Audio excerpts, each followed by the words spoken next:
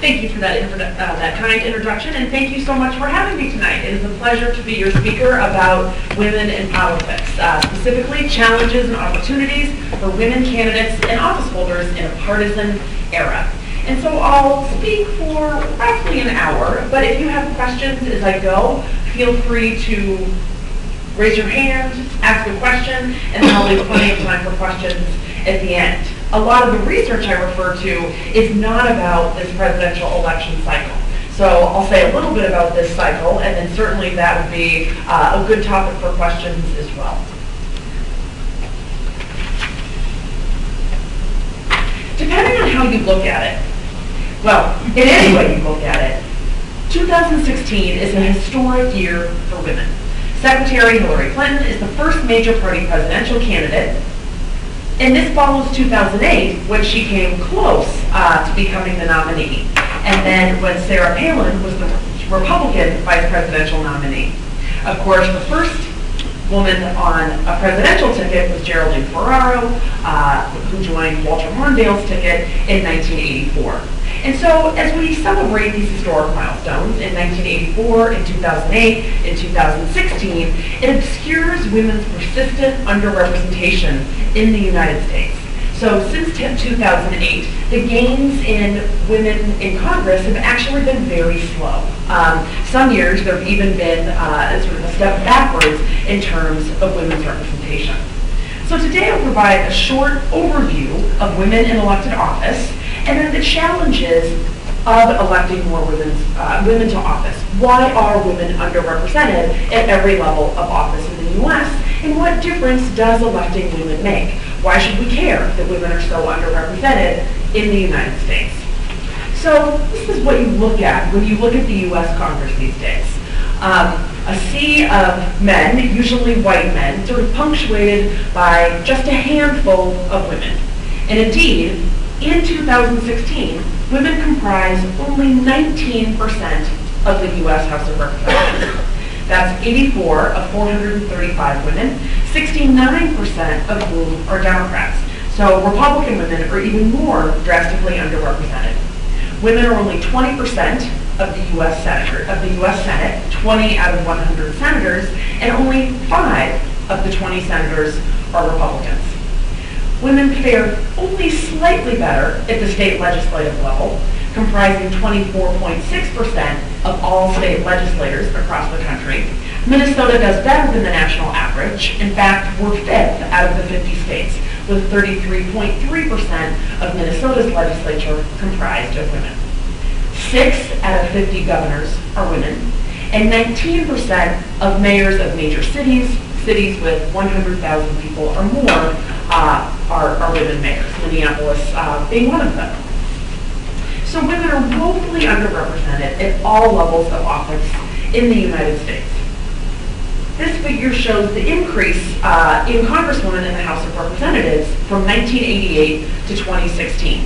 And if you look at these numbers, it actually doesn't look quite so bad, because as you can see, there has been a steep increase since then. Democrats are in blue, Republicans are in red, so you can see here the difference. Although the first Congresswoman, Jeanette Rankin, a Republican from Montana, was elected in 1916 before women's suffrage, as late as 1970, only 10 women served in the U.S. Congress. And up until the 1970s, nearly half of all Congresswomen were elected to replace a recently deceased husband. Today, 4 of the women serving in the House represent the districts of their deceased husband.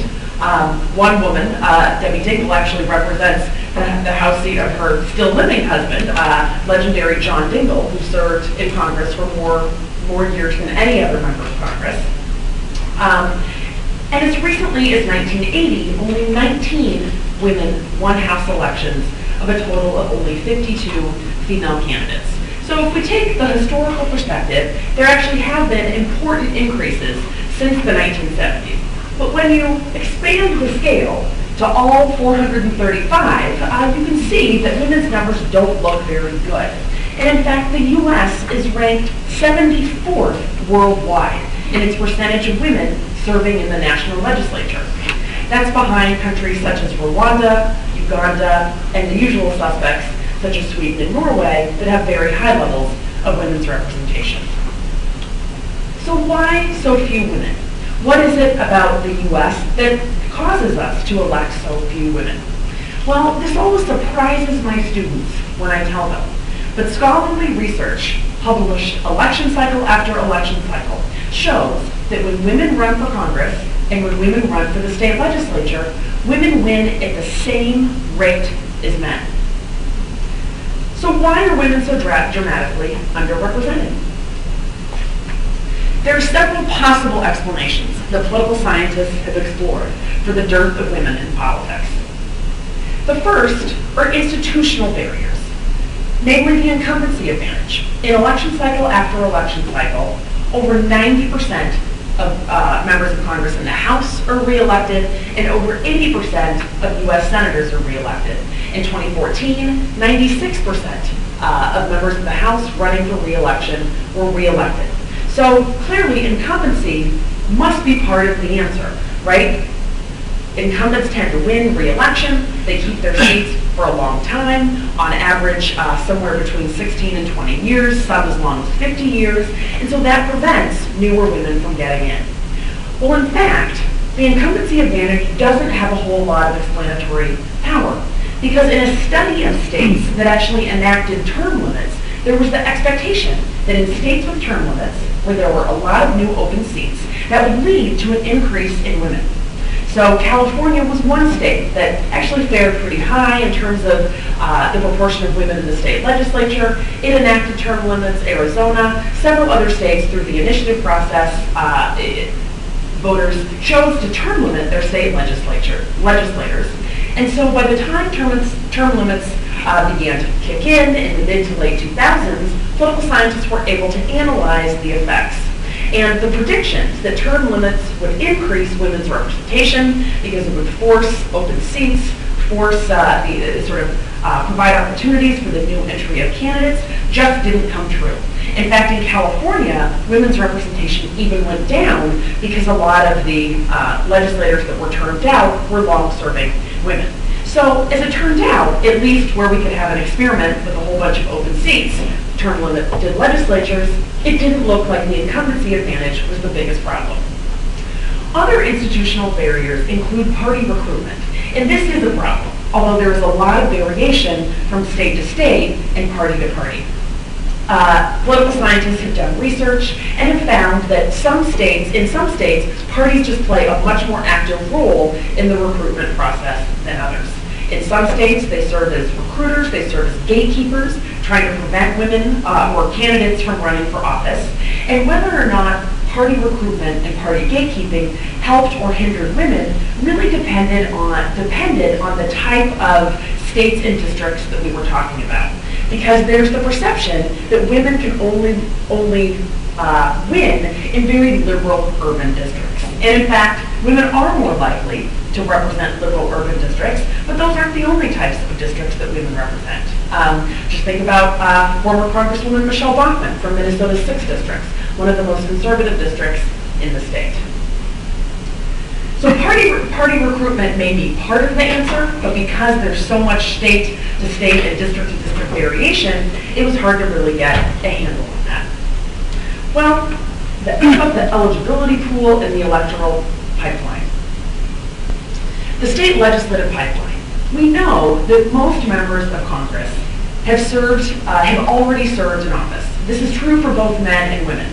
Women are more likely to have served in previous office, and so the state legislative pipeline is really important in predicting who will win at the state level. And unfortunately, there's some pretty bad news about the state legislative pipeline, and that is that women's representation has really flattened in state legislatures since 2008. Since 1970, the number of women serving in state legislatures has increased more than fivefold. So that was the good news. But women's representation has flattened and hasn't continued to increase at the rate that it initially did. And as I already explained, the states with term limits have not seen increases in women, and in fact, some of them have seen decreases. Minnesota has done slightly better, ranked number 5th in the country, but many women are vulnerable in both parties, and in fact, many DFL women in the legislature have retired. So I don't expect that Minnesota will necessarily keep its ranking in 5th place. What about congressional primaries? So we know that when women run in general elections, women win at the same rate as men. But are women being weeded out in congressional primaries? A colleague and I did a study of congressional primaries from 1952 to the present, thinking that maybe women were being weeded out in the primary process before they could even get to the general election.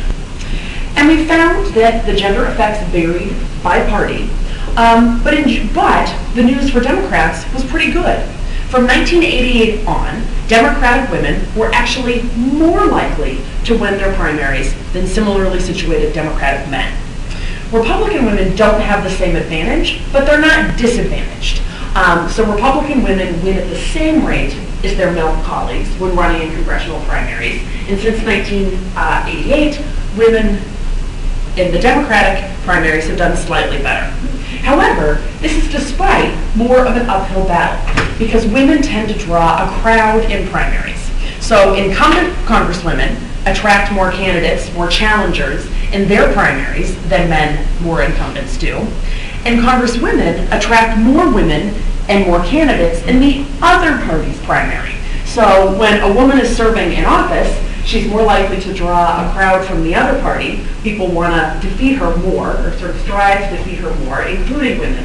And when a woman runs in her own primary, she's also more likely to draw a crowd than her male counterparts. But women win at least just as often as men. So are the voters the culprit to women's underrepresentation? Well, it's hard to really get at voters and gender discrimination. Social scientists assess gender discrimination with surveys, experiment, and statistical controls because, of course, a candidate gender is one of only many factors about them. So if a candidate wins or loses, it's hard to really assess the reason why. So experiments sort of have two candidates who are fictitious, who on paper are just the same, except one's a man and one's a woman. And those results sort of depend on who the voters are. Over 90% of adults consistently say that they would vote for a woman for president from their political party if she were qualified for the job. So that 90% compares to only 52% in 1955 who agreed with that statement. So clearly, a lot more people are willing to vote for a woman for president of their party than they used to be. By 1975, 73% agreed with that statement, that they would vote for a woman from their political party if she were qualified. And in 1987, 82% agreed. But there are problems with these surveys too, and that is social desirability effects. Who really wants to tell a pollster, well, no, I wouldn't vote for a woman from my party if she was qualified. But nonetheless, the pretty dramatic increases suggest that voters really aren't to blame. But the results do suggest that older, less educated, more conservative voters are less likely to vote for women at every level of office. What about gender stereotypes? Are women stereotyped in ways on the campaign trail that hinder their election? There are all sorts of ways in which the public employs gender stereotypes, both for women candidates running for office, women in business, women in leadership, women in a whole host of fields. The first is personality traits. And indeed, a lot of research has been done on this. And women leaders are stereotyped to be more compassionate, more trustworthy, more willing to compromise, and more ethical. So those are some pretty good stereotypes in many ways. But to the contrary, men are seen to be more assertive, aggressive, confident, and better leaders. So arguably, for the job of a political leader, those are better stereotypes. When it comes to issue ownership, voters assume, in the absence of any real information, that women leaders are more competent on education, healthcare, environment, and welfare, and that men are more competent on taxes, crime, defense, and foreign policy. Again, these are studies of stereotypes that don't actually have anything to do with real candidates. And so the issue environment really matters. There are also belief stereotypes that women leaders are more liberal than men. This can help women in Democratic primaries in liberal areas. This can hinder Republican women in Republican primaries in more conservative areas. And the lower the information environment is, when less is known about the candidates, stereotypes are more likely to take hold. So women face a double bind, says Kathleen Hall Jameson.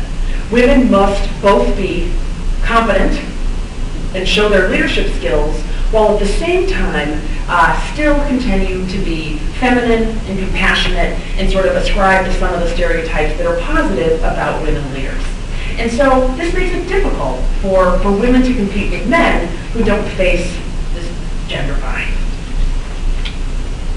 What are the implications of these gender stereotypes? In low information settings, voters rely on cues. The biggest cue that voters rely on is party identification. Current research in this polarized environment suggests that voters care more about party identification than gender. So people are much more likely to vote for a candidate of their party than vote for a candidate who shares their sex. But what about party primaries? Gender is a pretty strong cue in a party primary, and in a low information environment, this could help or hinder women depending on the party and depending on the district. The issue environment also matters. In 1992, the big issues that voters cared about were healthcare, education, the economy, and ethics after the 1992 House bank scandal.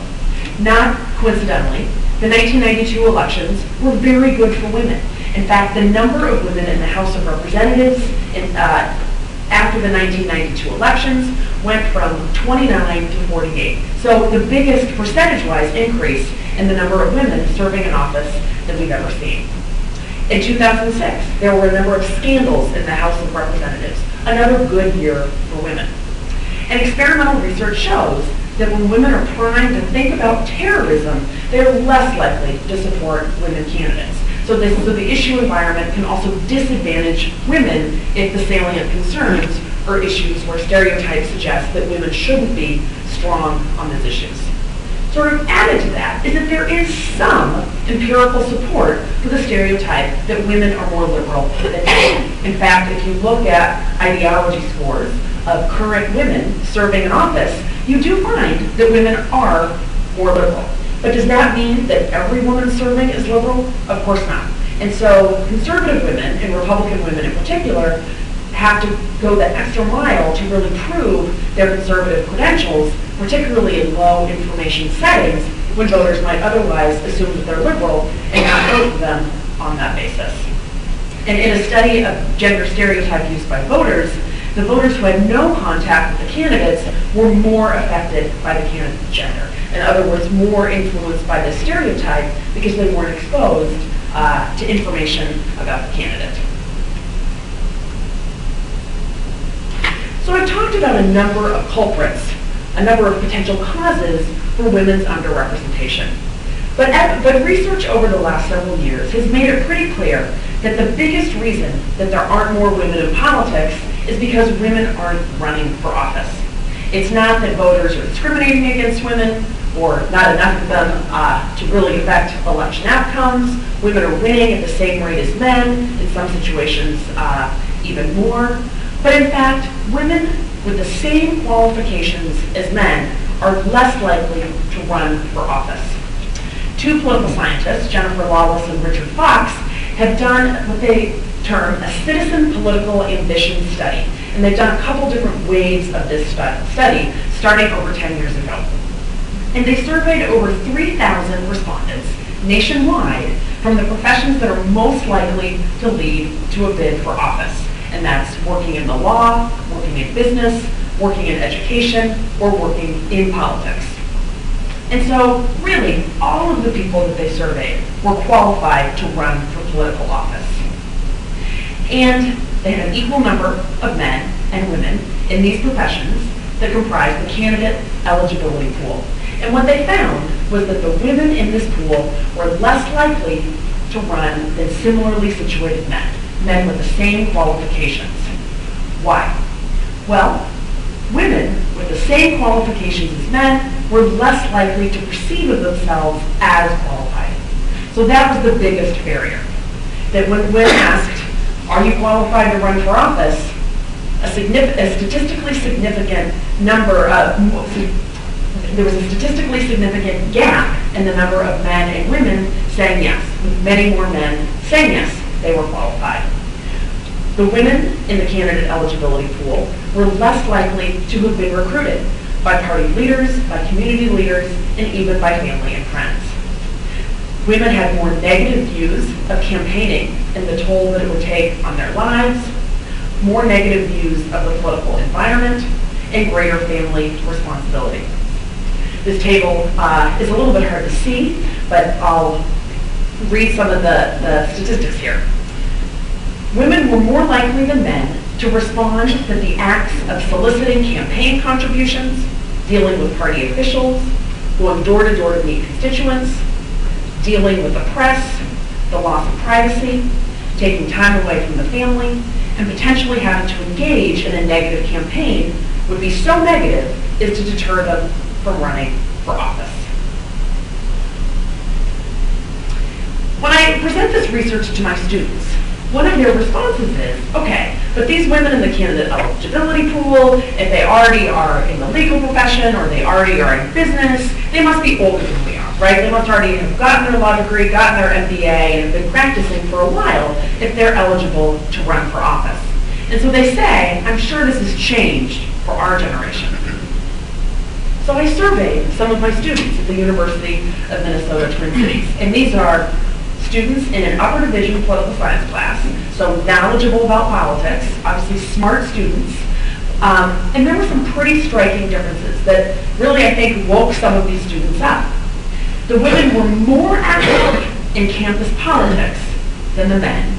The men knew slightly more about national politics, but the percentage of men who said that they were somewhat or very likely to run for office within 10 years was 59% compared to 33% of the women in the same class.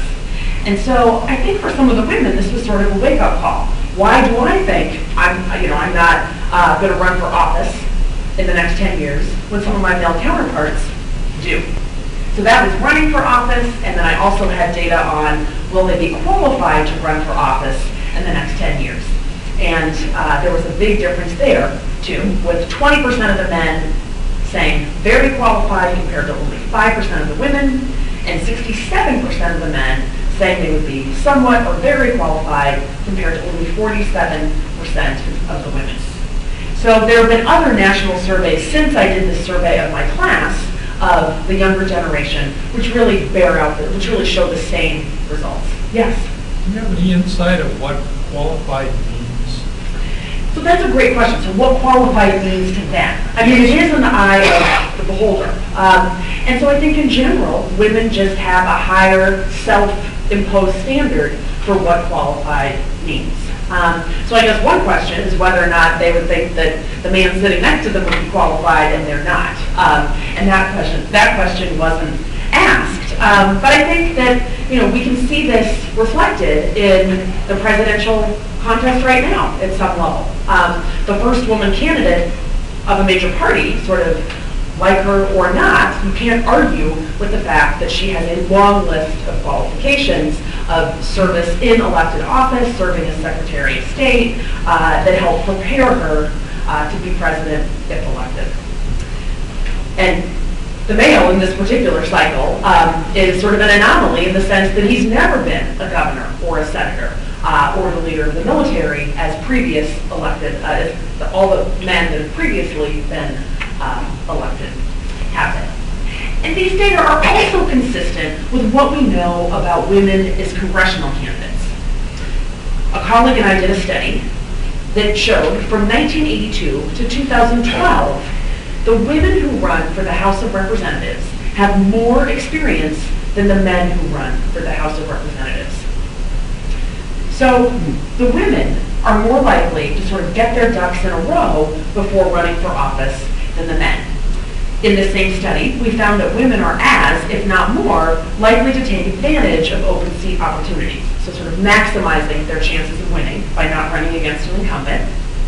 Women of both parties run in Democratic-leaning districts, which is interesting because for Democratic women, this enhances their chance of success, but for Republican women, of course, it depresses their chance of success. And that may have something to do with party gatekeeping, of party leaders being more interested in recruiting Republican women, either as sacrificial lambs where they can't win, or in districts that are more moderate, where the stereotype that women are more liberal, even if you're a Republican, may be helpful. And what was particularly interesting about this study is that the Democratic women raised more money than their male counterparts when running for Congress. For Republican women and Republican men, they were statistically equal. But what was so interesting about this is every time there is a panel of women elected officials, women always talk about the fact that men raise more money than they do. But that's just not borne out by the data. In fact, in Minnesota, we see the same trends. A few years ago, a colleague and I looked at legislative races in Minnesota and found that women in both parties outraised, on average, the men in both parties, sort of controlling for the seat and the level of office, running for the state legislature. So women raise more money, but other research has suggested that women work a lot harder to raise that money. So once again, there's something about having more experience, working harder, and having to be better in order to do just as well. Because what this study also showed is that women have to be better than men to win at the same rate. So sort of the rosy statistic that I suggested at the beginning, where men and women who run for the legislature win at the same rate, this study really showed that one of the reasons that they win at the same rate is because women have more experience, raise more money, and on the Democratic side, run more favorable districts. One of the other striking things about this study is, again, it really helped highlight some of the reasons for the gender gap, or the partisan gap between Democratic and Republican women, with 69% of women serving in the federal legislature being Democrats as opposed to Republicans, and suggested that there's some real partisan differences, both in terms of party gatekeeping, in terms of the impact of stereotypes and recruitment, that really suggests that the Republican Party needs to do much more to reach out to women. But this study also, these studies taken together also make very clear that gender parity in office won't occur anytime soon. So it may be that women and men win at the same rate, but unless women think they're qualified to run for office at the same rate as men and have an interest in running for office and don't find all of the negative aspects of campaigning so horrible, I think we're going to be stuck at these really low rates of women's representation for a long time. And a lot of people have asked me, well, what's the impact of Clinton's candidacy? Will this encourage more women to run for office? And the bottom line is we don't know. That will be a subject for political science research after this election.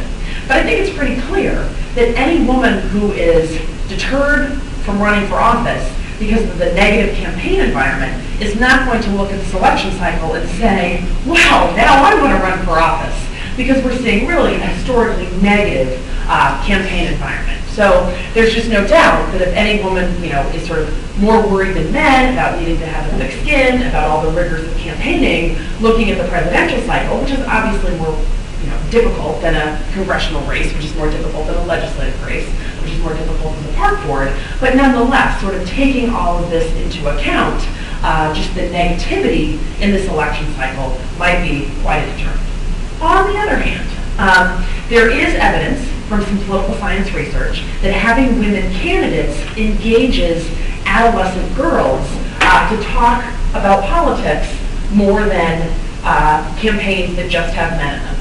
There have been some longitudinal studies about this, and so, maybe these adolescent girls who could run for office in 20 years, maybe they don't see as much of the negativity and just might think about the fact that, a woman can run for city council, a woman can run for president.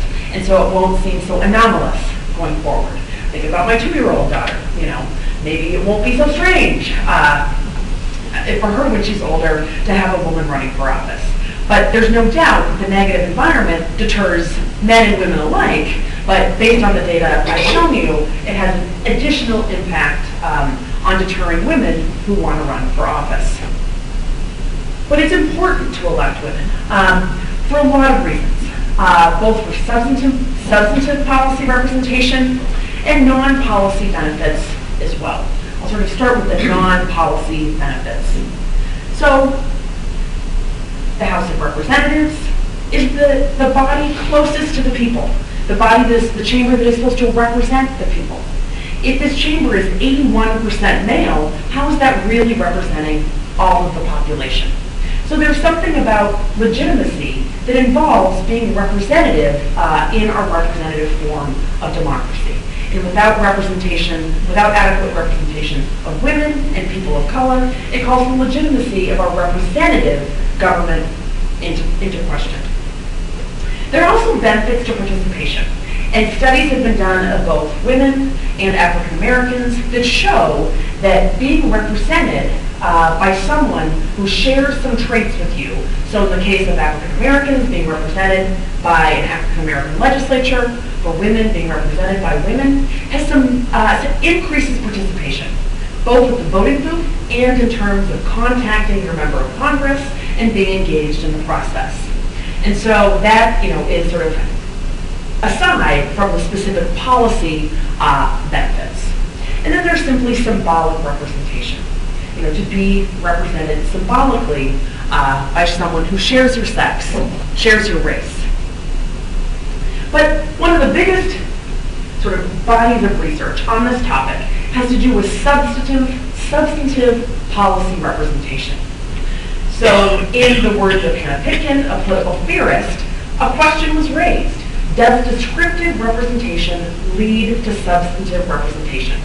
So just because you have more women or more people of color in a legislature, does that mean that they're just standing for women, just sort of physically there, or does that mean that they're actually taking the step of acting for women? Is there a link between descriptive and substantive representation?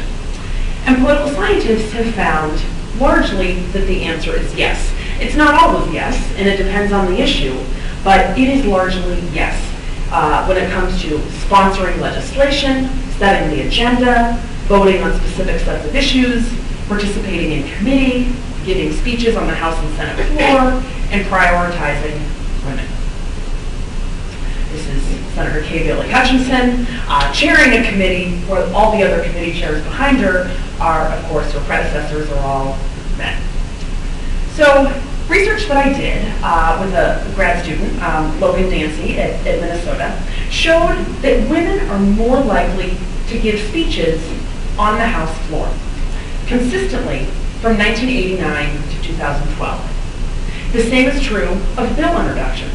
Women actually just introduce more bills than men do.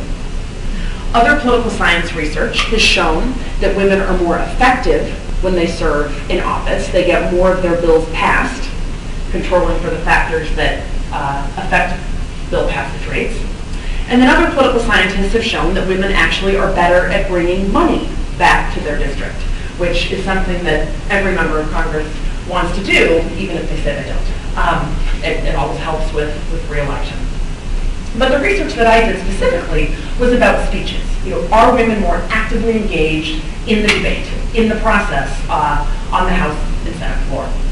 And what we found is the Republican congresswomen speak most frequently, delivering an average of 14.7 speeches per Congress from 1989 to 2012. By contrast, Republican congressmen deliver an average of 11.2 speeches. Democratic congresswomen give an average of 13.1 speeches per Congress, considerably more than their male Democratic colleagues who deliver an average of 8.3 speeches. The reason we separated this out by party is because speeches are equal or sort of divided by party, with each party getting equal time. And so it matters whether or not you're the majority or the minority party. From 1987 to 2010, Democratic congresswomen sponsor, on average, 15 bills, Democratic congressmen sponsor 13 bills. So that's 2 more bills per Congress by Democratic congresswomen than their male counterparts. Republican congresswomen sponsor 14 bills, and Republican congressmen sponsor 12. So also 2 more bills per Congress.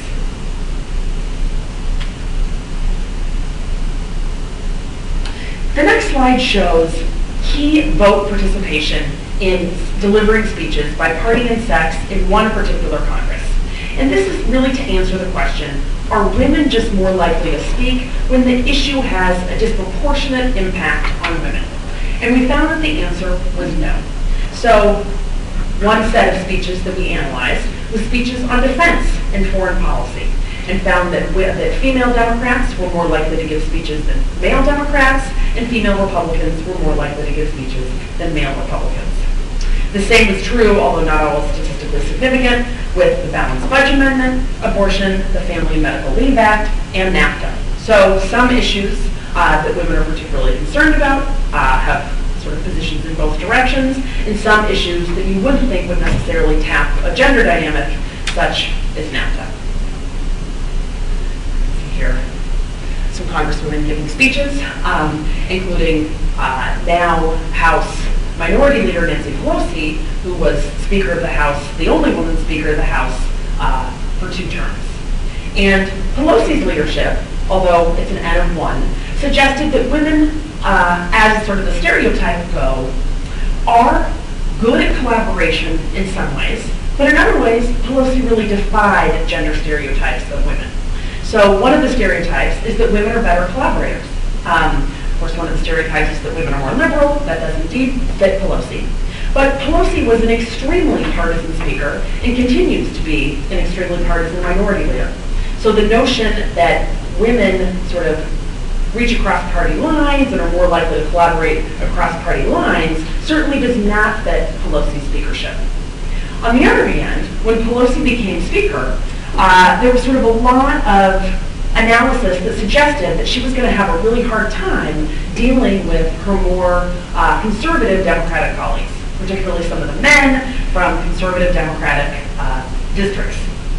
But in fact, the 4 years that Pelosi was Speaker, 2 years in the majority, or 2 years with the Democratic president, 2 years with the Republican president, Democrats had the highest level of party unity that they'd ever had, and indeed it's since dropped. So Pelosi was very effective at bringing her own party together, holding more meetings with more groups of Democrats than any previous speaker had done. So she did the collaboration part extremely effective within her own party, yet really defied the gender stereotypes in terms of being a fierce partisan, really willing to criticize Republicans quite harshly while bringing her own party together. It did not endear her to the mass public, but it did endear her to her own colleagues. This is sort of a busy slide, but it's about more research on women's legislative behavior. Getting back to that question about the relationship between descriptive and substantive representation. And so there's been extensive research that has found that women's legislative behavior is different than men's when it comes to certain issues. Women are more likely to support what scholars have described as women's issues in roll call voting, bill sponsorship, co-sponsorship, and committee activity. Depending on the issue, it's more true of Democratic women than Republican women. Again, that's because in some cases of ideological differences. It also depends how women's issues are described or are defined. When scholars describe or define women's issues as issues that include education and health care, Republican women are quite active on those issues. They may be active on bills that Democratic women oppose and vice versa. So Democratic women and Republican women in this partisan environment don't necessarily see eye to eye, but in terms of the debates over these issues, it's women that are the most active. So when abortion and family planning were debated in the context of the Affordable Care Act, both Democratic women and Republican women were the most active in the debate. Now, they were on 2 different sides of the issue, but they were the most active on those issues. The speeches that I studied also bring women's interest to policy debates. because women are more likely to talk about issues that directly affect women more than men, including issues that scholars don't necessarily code as women's issues.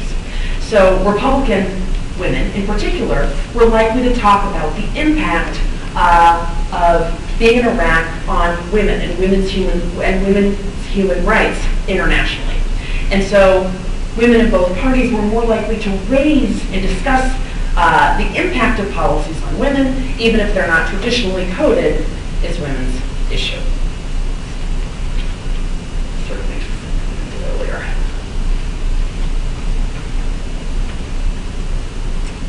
I want to move away now from talking about the difference that women make in the legislature and sort of turn more to women in this election and the potential difference that women may make in a presidential race, and talk about some research on the gender gap in voting. And the gender gap essentially describes a phenomenon where women in the electorate are more likely to vote for Democrats than men are in the same elections. And it's true across subgroups. So among African Americans, African American women are more likely to vote for the Democratic candidate than African American men. Now, in both cases, large majorities support the Democratic candidate, but there is a gender gap. Among married white women are more likely to vote for the Democratic candidate than married white men, even as in many elections, those numbers are under 50%, including for married white women. So the gender gap is the difference between men and women in voting for the Democratic candidate. There was no gender gap between women's suffrage, the 19th Amendment, in 1980. Women and men sort of voted at the same rates for candidates of both parties. But since 1980, the gender gap in presidential elections has been between 4 and 11 points. And so it can make a big impact in elections. Flip back to the slide in a minute, but I'll just show you some exit polls from 2008. And indeed, votes by sex and race. So on this slide, we can see that for men, 49% of men in 2008 voted for Obama, and 56% of women voted for Obama. So a 7-point gender gap, pretty significant. When you look at white men, 41% voted for Obama, compared to 46% of white women. So again, majority of women, 53% voted for McCain, but nonetheless there was still a gender gap. 95% of black men voted for Obama compared to 96% of black women, 64% of Latino men compared to 68% of Latino women. So the gender gap can be critically important in elections. In this one, it was not determinative, but in most elections, it actually is. And this one is shaping up to potentially be no exception. But going back to the explanations, political scientists have really found 4 different explanations for the gender gap in the electorate. One is sort of a compassionate explanation. Women's roles as caregivers in opposition to military force, sort of on the basis of compassion. Another explanation is feminism. This sort of sounded like a good theory, but it's actually not supported by gender differences in public opinion on so-called feminist issues. So for example, on the issue of support for abortion rights, the gender difference is not actually that pronounced. There are greater differences, for example, about religion than there are about gender. Women and men have different opinions about the economy, but the biggest explanation for the gender gap in public opinion is actually about the role of government. In survey after survey, women tend to support a larger role of government than men do. And again, that really changed beginning in the 1980 election when the gender gap first emerged, and it varied from election to election. I want to turn now to sexism in the media, because in terms of challenges for women, both serving in office and running for office, sexism in the media is often mentioned as sort of a likely culprit. And we can all sort of remember cable montages of particularly sexist things that cable news commenters have said about women candidates, Hillary Clinton in particular, in the media. But sort of the question for political scientists is there a systematic difference in the media coverage of women and men candidates? And it certainly used to be the case that there was. Studies by Kim Kahn in the 1980s and 1990s found that women candidates, sort of controlling for their experience and the competitiveness of the race and the state they were in, women candidates got less coverage. And when they did get coverage, the coverage was more likely to focus on the horse race. In other words, who's ahead, who's behind, who's going to win, who's going to lose, what's the latest poll. It was more likely to focus on the horse race than it was on the issues that the candidates were actually trying to talk about. But two more recent studies of men and women running for the House of Representatives, conducted by Jennifer Lawless and Danny Hayes, showed that men and women who run for the House actually received the same amount of coverage and the same amount of substantive coverage. So the horse race difference had disappeared at some point between the 1990s and today. The media did scrutinize candidates' appearance, but they were no more likely to do so if it was a woman than a man. So female candidates suffered no more than men when it came to the media's focus on their appearance, their ability to conform to their gender role, or their stance on gender-specific issues. In other words, just because there was a woman in the race wasn't all of a sudden all about, the coverage wasn't all of a sudden all about childcare. Sort of it remained the same in terms of issue content, whether or not there was a man or a woman. So this study has interestingly been met with sort of some optimism. You know, this is a message that should get out to women who are contemplating running for office. You know, you're no longer going to face the same type of sexist environment. It's also been met with some criticism, like how could this be true? You know, we can see examples of sexist coverage. What about that Washington Post article that actually talked about Hillary Clinton's cleavage on the Senate floor? And if you looked at the picture, there was no cleavage. I mean, it's just, you know, sort of, how do these things happen to women but not men?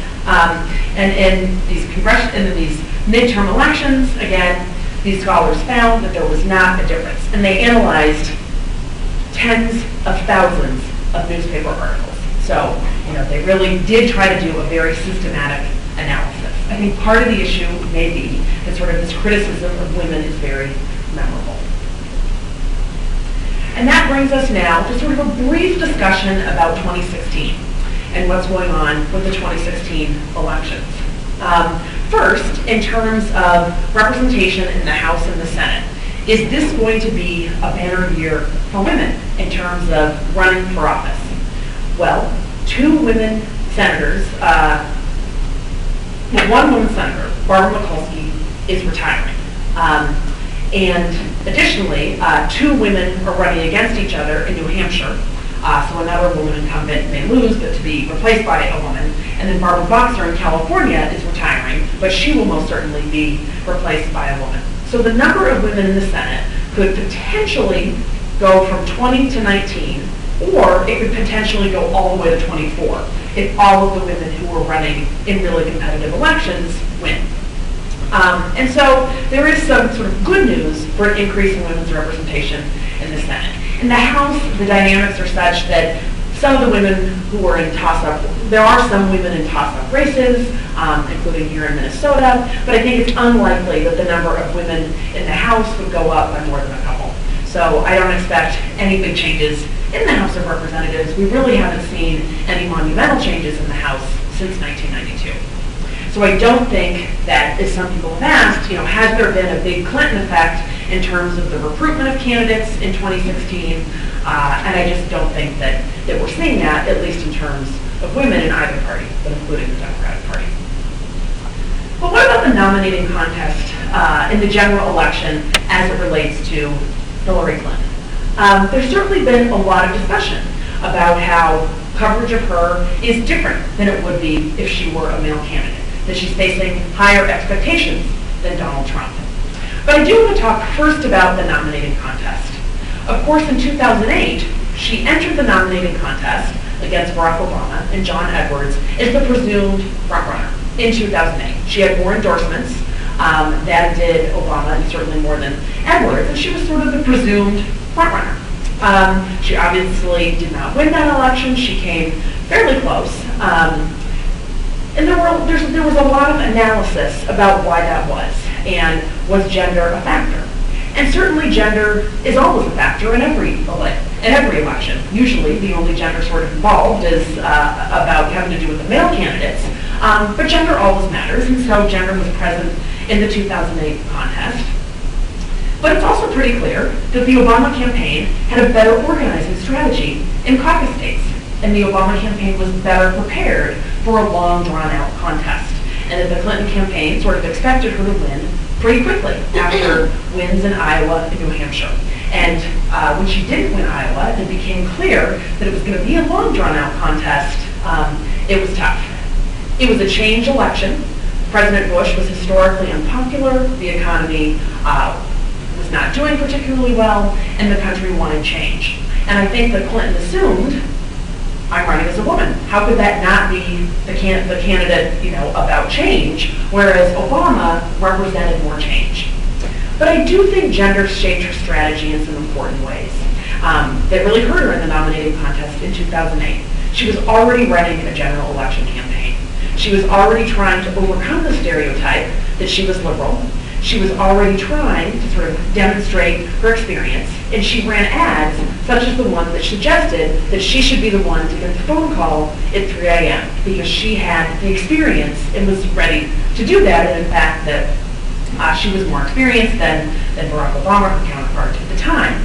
But in a Democratic nominating contest, the question for voters wasn't who's better prepared to answer the phone at 3 a.m. It was which candidate embodies the change that we want after 2 terms of the Bush presidency that really was most critical. And so that was so gender was a part of 2008, but it was one part of sort of a multifaceted campaign cycle. Fast forward to 2016, whereas she had a majority of the endorsements from party leaders and elected officials in 2008, it was nothing compared to the overwhelming majority that Clinton enjoyed in 2016. 81%, a really very high number, I think a record high, of 81% of Democratic elected leaders, sitting governors, U.S. senators, and U.S. House members made pre-Iowa endorsements. In other words, endorsed one of the candidates before the first vote was cast in the Iowa caucuses. And political science research has shown that this pre-primary, this invisible primary process is really important in determining the nomination. Of that 81% of Democratic electeds who made an endorsement, 94% of them went to Clinton. Clinton did receive more negative coverage during the process than Sanders, her only opponent who lasted throughout the entire process. 53% of the campaign coverage of Clinton was negative, according to Harvard Shorenstein Center's analysis, compared to only 46% of Sanders. But who knows if this is gendered? Is this gendered, or is this about Clinton being the frontrunner? It's really hard to say. It was a long and drawn-out contest, despite what the endorsements might have suggested, which I really think revealed some of Clinton's flaws as a candidate. It also revealed that young women voters were not necessarily sort of swayed by the notion of electing the first woman president as older women, sort of middle-aged and older women voters were. There was a real gap between millennials and other voters when it came to Clinton versus Sanders support in the nominating contest, with millennials being sort of very big Sanders supporters. I certainly saw that in my own classes. Nonetheless, Clinton received the endorsement with a majority of the votes cast in primaries and caucuses and an overwhelming majority of superdelegates. Now we turn to the general election. And the Republican nominating contest, Carly Fiorina didn't do that well. Sort of her best moment was when she did very well at the sort of little kids debate and elevated herself to the main stage debate, because Republicans with 17 candidates had to have sort of the pre-debate with the candidates who weren't polling very well to try to get into the big debate, and she did sort of get into the big debate, but Trump managed to say some very offensive things about her, and she did not last particularly long. But the 2016 election, I think, is really telling us a lot about gender in some ways that I don't think we fully have a grasp on and won't until after the election is over. what we're seeing in polls now is a record gender gap. And that's manifested itself in a few different ways. The difference between men and women in their support for Clinton is as big as the gender gap has ever been. And that's because women overwhelmingly favor Clinton, including independent women, and some Republican women, although the majority of Republican women still favor Trump. But many more Republican women favor Clinton than do Republican men. But we're also seeing a particularly high level of enthusiasm among white men without college degrees for Donald Trump, sort of higher than the Republican candidate gets in most elections. So this election is really showing us a divide. And it's a partisan divide, but it's also a divide about gender and about some gendered rhetoric and a lot of gendered issues in this campaign. And so this sort of brings me back to the question about what impact will a Hillary Clinton candidacy have on women thinking about running for office in the future. Donald Trump referred to Hillary Clinton as a nasty woman during a debate over Social Security. You know, we don't typically see such things in politics, even in sort of congressional races where there are a lot of women. And so what does that mean? We also know that after President Obama was elected, in obviously a historic election, after electing the first African American, racial resentment in the electorate actually went up. So although we can point to sort of a historic election that's important for a lot of symbolic reasons, and substantive as well when it comes to race and representation, we can also point to an increase in racial resentment in nationally representative surveys of voters. So does this mean that if Clinton is elected president, it will both be a historic moment for women and that we will also see an increase in sort of resentment about gender and resentment about women in politics? It's too soon to know, but it certainly seems possible based on poll data so far in this particular election. Based on the New York Times averages of polls, it looks like Clinton has a little bit over a 6% lead in the polls, including in some swing states that make it very difficult for Donald Trump to win. So if you invite me back this time next year, I'll have a lot more to say about this 2016 election and what it means for gender. But see, I sort of talked for about an hour, so I'm really anxious to hear from you about any of these things. The 2016 elections, women running for office, the difference it makes. Yes.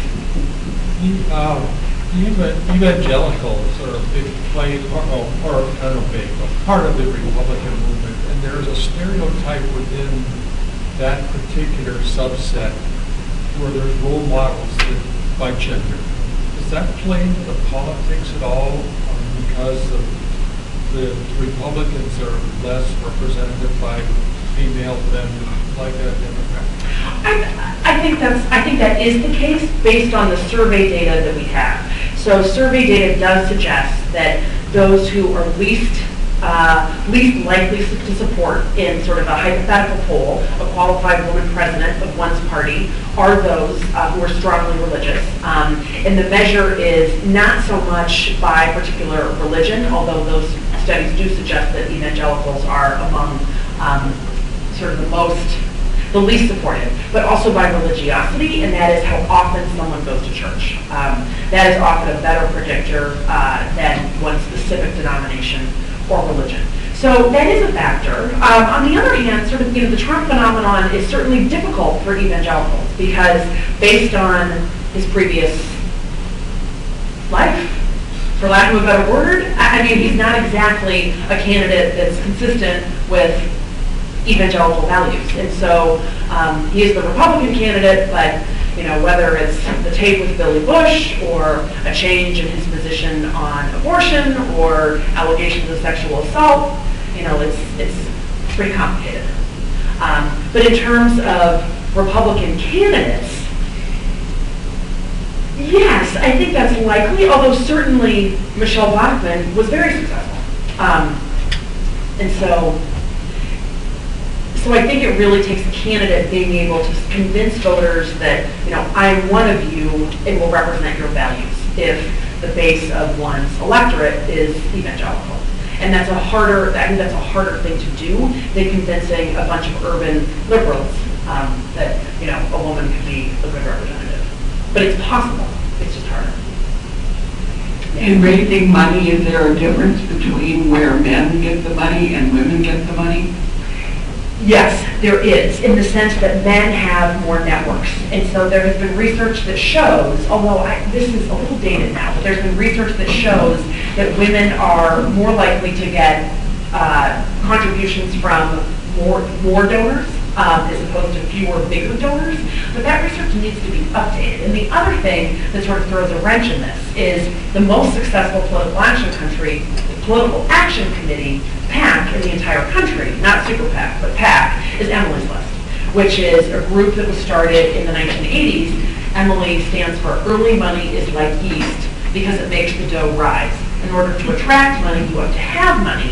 And so Emily's List was founded by Ellen Malcolm in order to raise money for women so that they could show their viability and therefore attract more money. That men didn't need the sort of extra step to show their viability. And so women who are supported by Emily's List, and that's not all women, not even all Democratic women, have this massive advantage. I've seen articles that say that women tend to feel that they aren't as qualified as men in every area. That a woman won't apply for a job unless she's absolutely certain she's qualified for it. A man will apply for a job if he thinks he might be able to do it. Or like one of as many. And so Yeah. Politics isn't any different.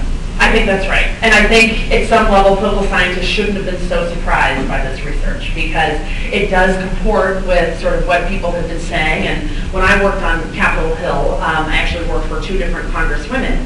And one who is now, 87. I mean, so she was elected in the 1980s. She used to say, whenever a reporter would ask her, what advice would you give? She would say, tell women they don't need a PhD to run for Congress. They just need to care about some issues, because I think this notion that women think they have to be more qualified to do anything, is particularly damaging in the political realm, although it's damaging in business and sort of every occupation that you can think of as well. So I think that's an excellent point, that this isn't just about politics. It's about sort of a gendered society. Yeah.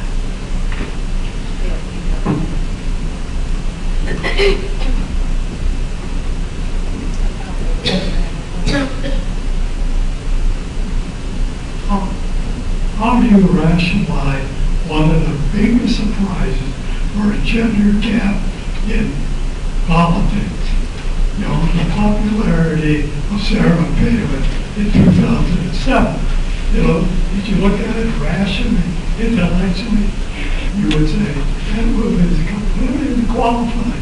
Yes, she won 75 to 80% of the vote in Alaska. So that's a very interesting question. And Sarah Palin, so by political science measures, she was a governor. So she was at some level, when John McCain chose her, sort of my initial reaction was, well, I don't really know anything about her, but she's a governor.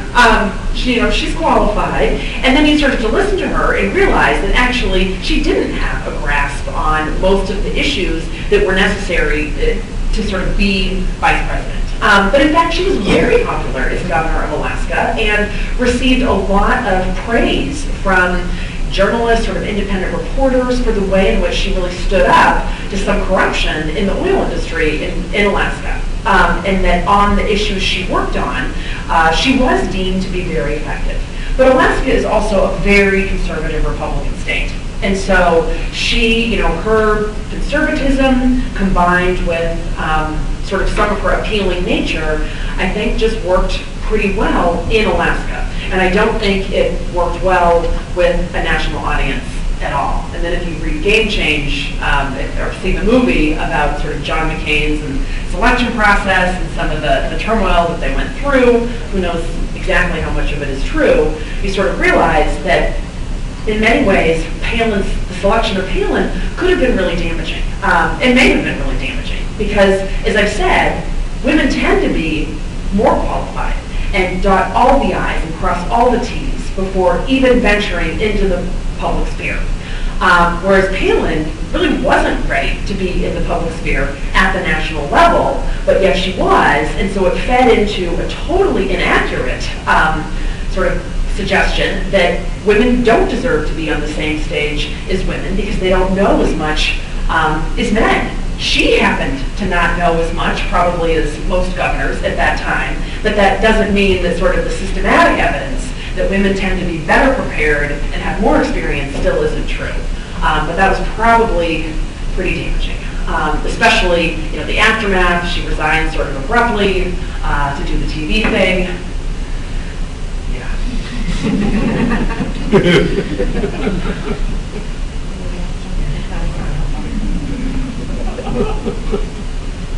I just read that book, When Women Win by Ellen Alcom. It's a very good book. And when, what's her name, from Massachusetts? Yeah, when she was asked to run against Scott Brown, Patty Murray talked to her about it. She said she wasn't qualified. She wasn't smart enough, she wasn't qualified. And Patty Murray said, no, you'll figure it out. And when she got in there, well, she figured it out, obviously. But there's also back in 2008 when Hillary and Barack were running together, a black man came up to Ellen and said that he can't believe that he'll be able to vote for a black man for president. And then she realized that she wouldn't be able to vote for a woman for president. So both at the same time, somebody had to lose. Right, right. So what do you do? Right. So who went first, who went second? Yeah. And I think what Democrats did was sort of two things. One, vote for the candidate that did a better job of embodying the change that the Democratic electorate wanted. And I think two, voted for the candidate who did a better job of organizing in caucus days. The Clinton campaign was just not prepared. So sort of a combination of those, that's my sort of pragmatic answer. But yes, I think sort of people who were both concerned about race and gender in terms of representation and making history more pretty flippant. It's a good book. Yeah. I suggest you read, or everyone should read it. So far, you've been talking about gender. On the local level and the state level, candidates are used, or people who hold public office are permitted or allowed to leave their work to perform their government jobs. And this eliminates a lot of men in the construction industry and some other industries. And to take that into consideration, also, some people say women can't hold these jobs because of child care. And I worked in Chicago in 1970s. We had a Republican member of the legislature who was very obviously pregnant when she was campaigning. Her name was Susan Catania, and she gave birth and nursed her child on the floor while they were discussing business, and she didn't have any trouble getting reelected. And there's something else.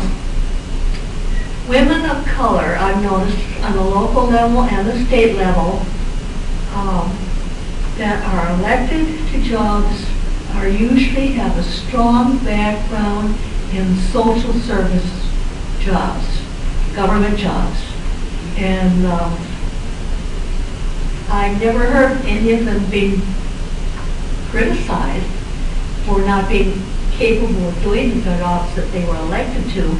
In fact, they're usually quite often re-elected because they are doing a good job. Yeah, well, those are all excellent points. And the first point that you made sort of touches on some of the differences between a part-time and a full-time legislature. And there's sort of, as a political scientist, I'm very much a proponent of a full-time legislature because the quality of what the legislature does is much better. But it is also true that in part-time legislatures, you may get more of a particular type of women.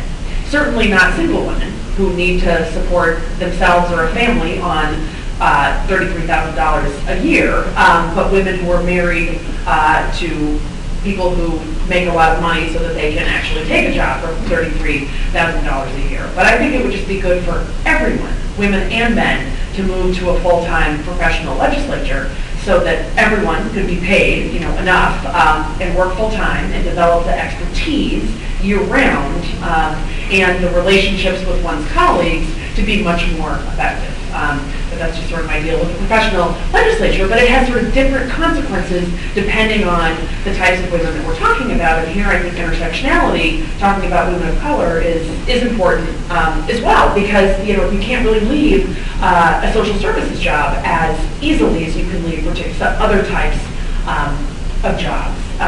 Minnesota has a very low number of women of color elected, but with every election cycle actually does a little bit better, depending on sort of the part of the state that we're talking about. Can you talk briefly a little more about the millennials? You only kind of mentioned it once through the process. Yeah. I mean, are you seeing the gaps, or are you seeing that generation as the ability to close some of the issues that we've been talking about? Or are they not as engaged? Well, so what we're seeing now, in survey data now, is that millennials actually support Clinton over Trump at a greater rate than any other cohort in the electorate. So millennials, I think in part because many of them sort of came of age in terms of political awareness, watching Barack Obama win his historic presidency in 2008 and all the excitement that came with that, sort of voted Democrat, young people in particular. I think like 67% voted Democrat in 2008, and so I think that has stuck a little bit. And so I think that will actually be an important part of Clinton's support if she wins, is millennial voters. But the difference in the nominating contest was pretty striking, where both in survey data and in sort of interview after interview, you would hear these young women say, well, this is not about gender. This is not about electing the first woman president. It's about, Bernie Sanders is closer to my values. He is more liberal. He's more revolutionary. He's just more appealing in many ways than Clinton. And it's not so much that was about gender. I think it was just very clearly not about gender, as opposed to being about gender in the way that you would sort of see both in poll data and in interviews, women of older generations saying, this is amazing. I never thought in my lifetime I'd be able to vote for a woman for president. Whereas millennials are sort of like, I want to vote for the candidate that's closer to my ideology and closer to my sort of issue positions and more likely to change the world. So Clinton is both historic because she's the first woman major party nominee, but she also is a Clinton and has been in public life for, 30 years plus? And so she comes with a lot that's both positive and negative. And so it's difficult to just say, anything about Hillary Clinton is about gender when it's about gender and so many other things. So there's no doubt that if she wins, it will be a historic moment for women in politics.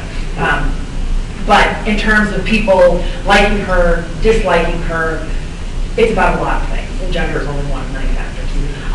And I think that millennials, sort of going back to your actual question, millennials are just much less moved by gender as one of those considerations.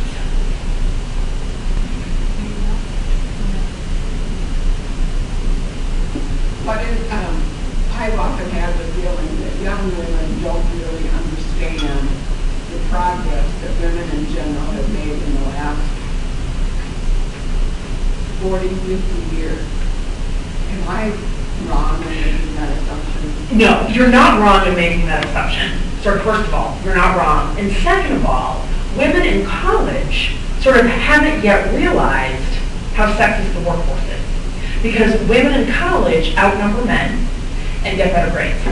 And so women in college sort of look around and see more women succeeding and sort of don't see that gender is going to be a problem or an impediment in any way in their careers. And I hope it's not.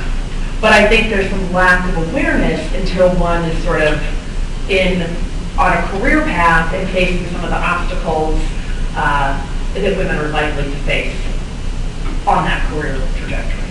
And then there's also just, people read Twitter today.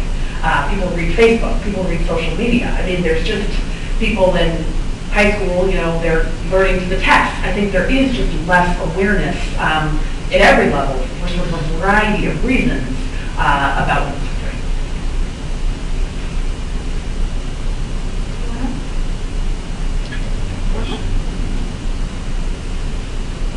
About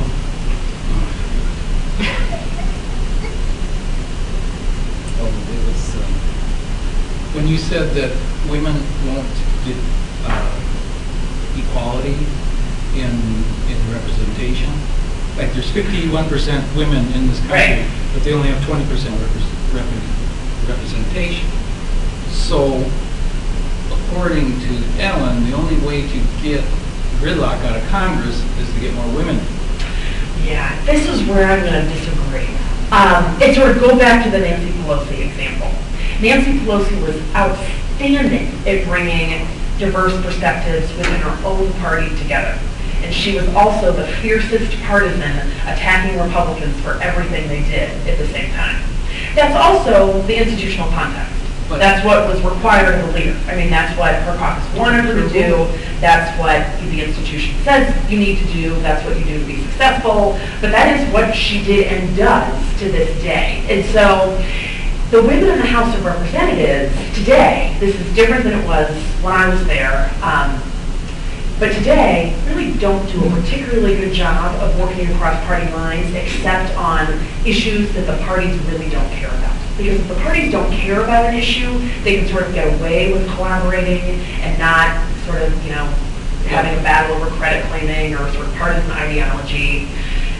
So I think in the House, we have sort of evidence that women are just as partisan as men. In the Senate, it is a little bit different. And again, different institutional context. In the Senate, we need 60 votes to get anything done. So bipartisan cooperation is important, and some of the more moderate Republicans are women. There are some moderate Democratic women as well, and some very liberal Democratic women, but like Amy Klobuchar loves to work across party lines. Susan Collins, Lisa Murkowski on the Republican side, love to work across party lines. And so in the Senate, that's actually valuable, because you need a bipartisan coalition to get something done. That's In the House, it's not valuable, and it doesn't happen.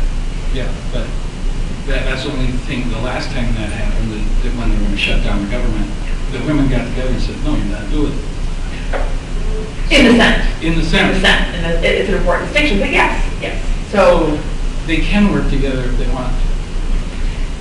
Yes, that is certainly true. That is certainly true. But is the incentive structure right? And that's the question. Will it be ready? I don't know. Partisan polarization is a whole other depressing topic. The parties are so far apart. No more? Thank you.